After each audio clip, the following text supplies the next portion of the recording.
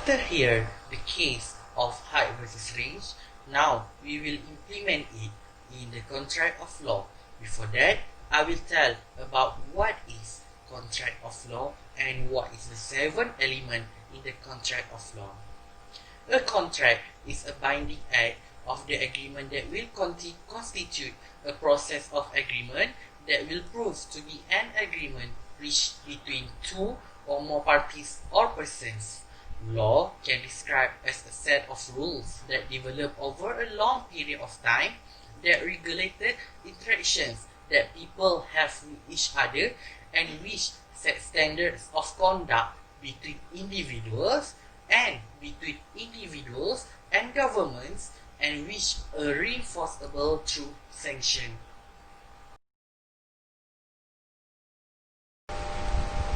So, there are 7 elements of contract. First of all, it is offer. Second is acceptance of the offer. Third is intention to create legal relation. 4 is consideration.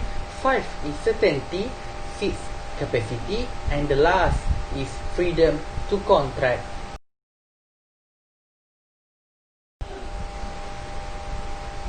So, first element is a valid, binding and affordable offer at law.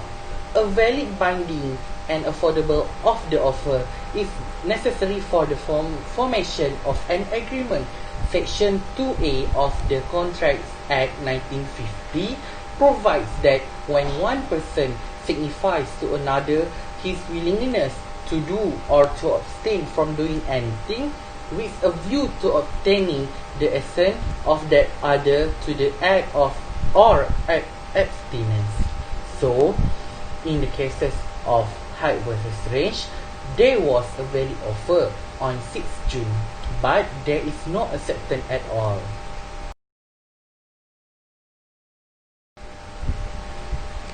Second element is a valid, binding and acceptance of the offer. A proposal is when accepted becomes a promise. Section 2C of the Contracts Act 1950 refers to the person accepting the proposal as the promisee. Acceptance must be absolute and unqualified so that there is complete consensus.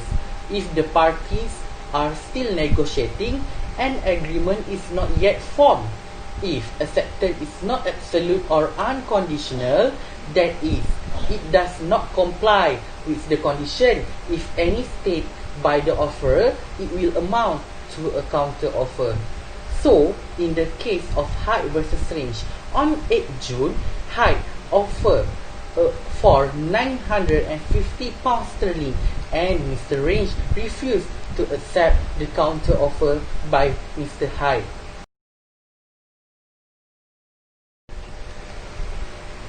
Next element is the intention to create legal relation. English law does not recognize natural love and affection as valid consideration. The Contracts Act 1950 in Malaysia recognized natural love and affection as valid consideration if certain prerequisites are complied with. So, based on height versus range cases is based on domestic agreement.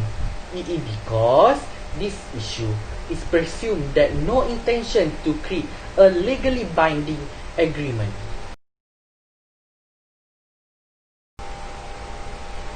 The next element is consideration. Consideration is essential to the formation of any contract made without deed. It distinguishes a bargain or contract from a gift. Here happen consideration by the defendant when the plaintiff gives new deals as his one, but the defendant does not accept the offer.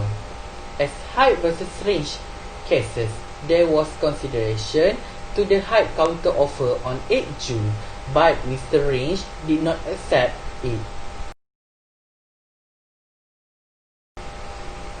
Next is certainty of offer. The terms of an agreement cannot be vague but must be certain. An agreement which is uncertain or is not capable of being made certain is void. So, as height versus range cases, Mr. Range offered to sell the farm for £1,200 sterling to Mr. Height, but Mr. Height declined because without specifying the proper information of the farm.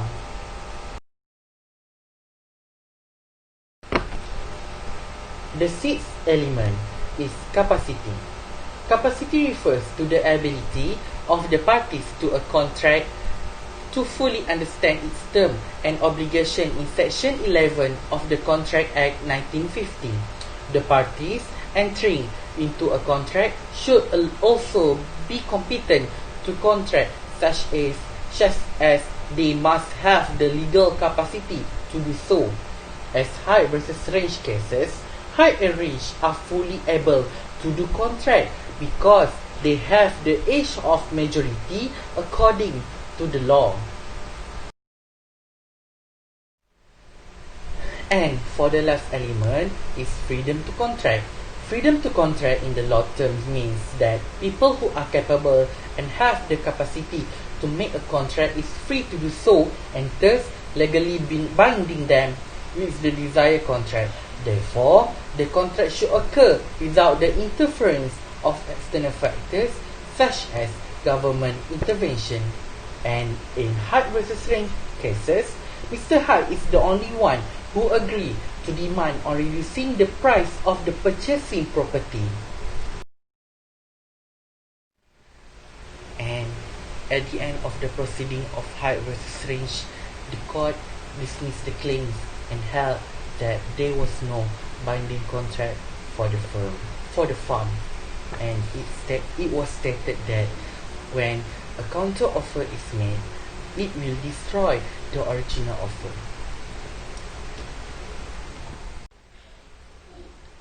So that's all from me today for the cases of height versus range for our subject business law. Thank you.